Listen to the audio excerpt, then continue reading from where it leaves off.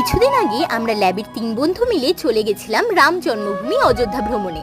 আর গিয়েই কি দেখতে পেলাম জানো, স্টেশন থেকে শুরু করে সর্বত্র বানরের ভীষণ উৎপাত। এত বানর দেখে ভোরকে গিয়ে টোটো দাদাকে জিজ্ঞেস করলাম, আরে দাদা, এরা আবার হাত থেকে মোবাইল বা খাবার দাবার কেড়ে নিয়ে চলে যাবে না তো? উনি বললেন, না না ম্যাডাম, একদম টেনশন করবেন না, এরা রাম জন্মভূমির বাদর, এরা ভীষণ ওয়েল বিহেভড। আর রাম মন্দির গিয়ে কি দেখলাম জানো, একটা ব্যাগ পড়েছিল, ব্যাগের মালিক ছিল না আশেপাশে। তো একটা বানর এলো, ব্যাগের নট খুলে ভিতর থেকে খাবারের প্যাকেট বার করলো, করেই দে চম্পট।